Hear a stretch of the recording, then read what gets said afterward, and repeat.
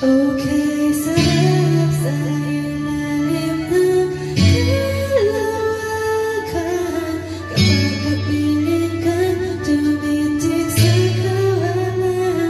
Saksi ang mga bituin sa pagmamahalan natin dalawa.